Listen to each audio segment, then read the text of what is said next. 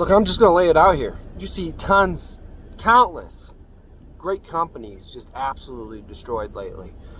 Salesforce, ServiceNow, even AppLovin come down quite a bit with a company with freaking 70% revenue growth, 60+% net margins, Rule 40 score at 150. You call it Rule 150 score last quarter.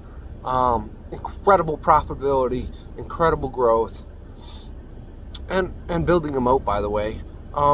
Amazon, Microsoft down big. Microsoft. Reddit, which is exploding in profitability. Reddit is having explosive growth and profitability. But there's so many more stocks, like SoFi getting smashed, like Robinhood getting smashed. So many. Adobe, so many great companies are getting busted up right now, right?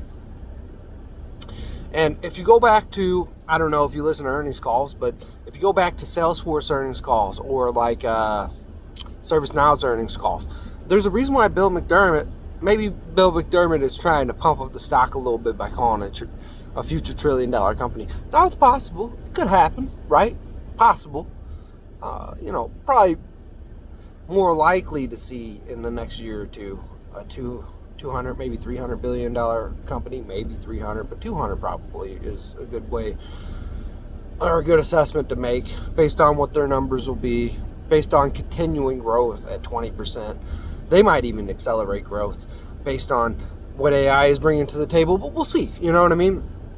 But like if you go to Salesforce's last earnings call, right?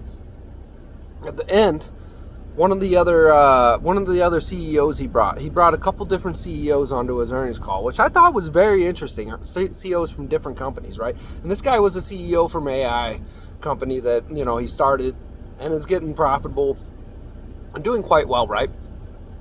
And so, sorry, I had a burp. But anyways, he said that he expects Agentforce, not just Salesforce, the $42 billion in revenue this year, or this past year, 2025. I'm pretty sure it's like $42 billion in revenue, right? So if you triple that up, that's like $126 billion. If you add a little bit of growth to it, $130 billion, right? Maybe a little bit more, $132 billion. He said he thinks that Agentforce in the next, decade will triple that business. So it will be a $130 billion business all by itself, right? And if you listen to all these other earnings calls with all these other CEOs, software CEOs specifically, implementing AI, you realize that they're all talking about super huge growth over the coming years, right? Due to AI. Not AI taking over their business, but enhancing, right? See, because if we go back to what Alex Karp said many, many, many earnings calls ago, he might have just said it outside earnings calls too, probably, right? I know I've heard him say it. He basically said LLMs, Claude, Gemini, Grok, LLMs, large language models, are essentially freaking useless in the enterprise unless it has a platform and data to operate with, right? If you don't have data to plug into it and a platform to operate it on, it's worthless, essentially. It'll work a little bit, blah, blah, blah, right?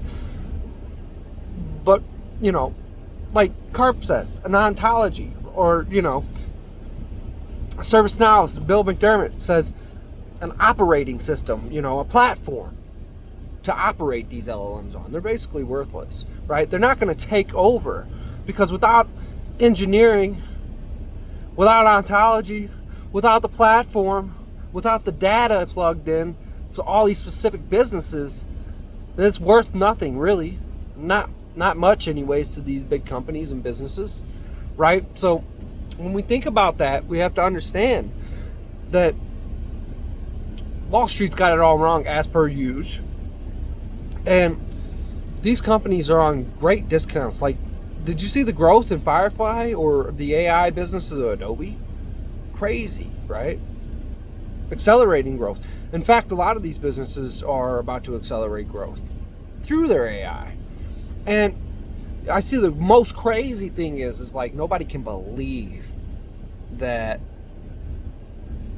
Amazon, Google, Microsoft, Meta, Oracle are going to be able to bring up CapEx spend even more than they are now. But what you need to understand is they're not really spending the money. They are, but they aren't. See, the reason why they're shelling out these dollar bills to Nvidia, Broadcom, a little bit to AMD, but we'll see how that turns out when AMD's Helios rack comes out. We'll see how it works.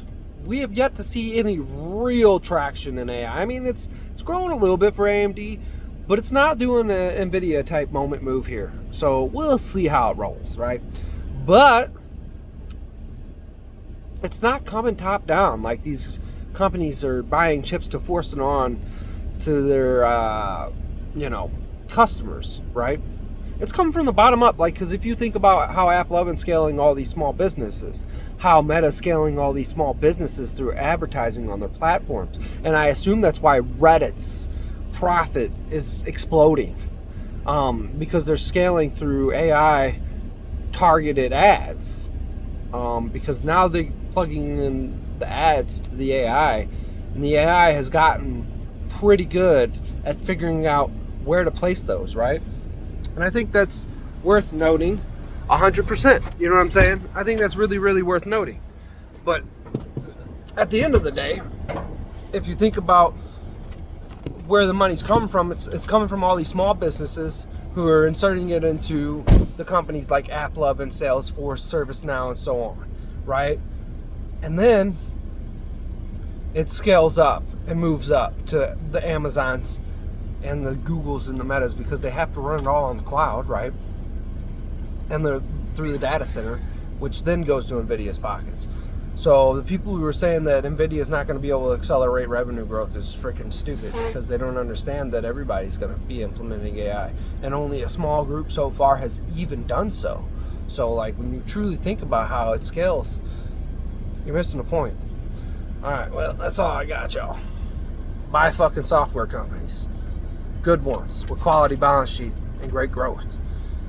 Moats.